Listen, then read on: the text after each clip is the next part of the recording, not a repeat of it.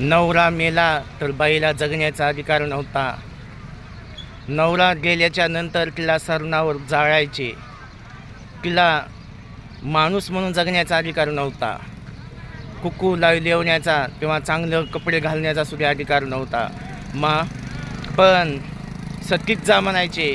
पण ज्या बाबासाहेबानं आमच्या संविधान लिहिलं आणि त्या संविधानात एक विधवा महिला झाली.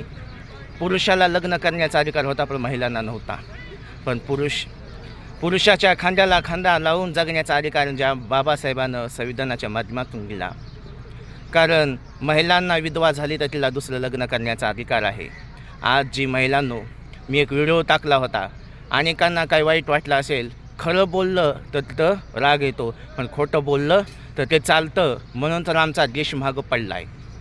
कारण महिलांनो, कारण आपण जे वटपौर्णिमा वडाला 7 फेऱ्या घालतो, 7 जन्माला असाच पती भेटावा. पण एकच जन्म आहे, मला माहीत नाही दुसरा जन्म. पण एकच जन्म आहे आपला. त्या जन्मामध्ये आपल्या पतीचा चांगला सांभाळ करा. 7 जन्मात नाही तर 7-10 वर्ष तरी आपला पती चांगला त्याचा सांभाळ करा. सुखानं संसार करा. आज कितीतरी महिलापेक्षा पुरुष मरत आहेत. जवान मुलं मरत आहेत. कोणीचा ॲक्सिडेंट झाला, कोणी दारू पेलं, कोणी फाशी घेतलं, कोणी औषध पेलं, कोणी काय. आज किती संख्या वाढत आहे वयस्करांपेक्षा तरुणांची. तर आज सुखी जीवन जगावं.